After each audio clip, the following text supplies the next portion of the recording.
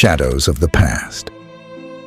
Every fall, the sweet scent of dried leaves and the crisp air brought our family to the local pumpkin patch, a place teeming with joyful traditions. It was here, years ago, we first met Jake, the friendly photographer whose warm smile and gentle demeanor quickly made him a seasonal fixture in our lives. Year after year, Jake captured our happiest moments, from our daughter's first pumpkin pick to our festive Halloween poses. His presence became as familiar as the autumn colors themselves. This year was like no other, really. Julia was a little taller, my sweet husband Mike and I, a little fuller around the middle.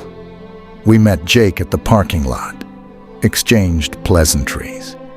This year, we were taking pictures from inside the corn maze, at dusk, to catch magic hour.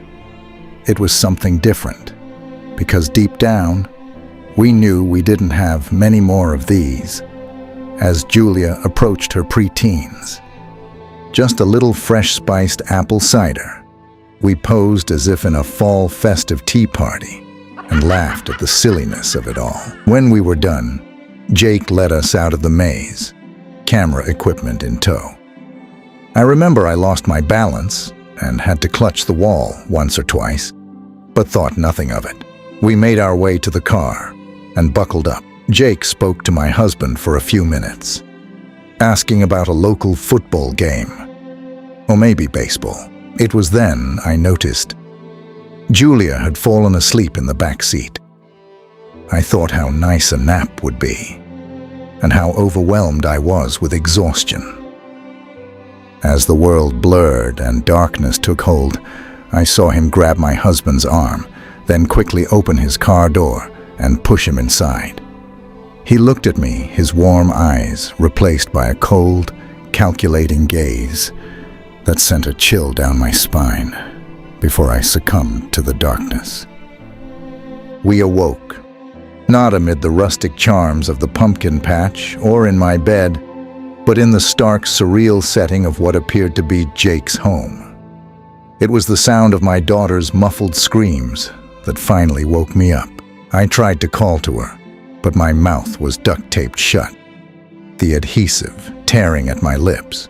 I scanned the dark room and saw my husband was still asleep, laying on the ground, rope and tape around his hands and feet. Further back, and just barely out of view, Julia was sitting next to him, her eyes wide open and red from tears. Her hands, our hands in fact, were zip-tied to chairs.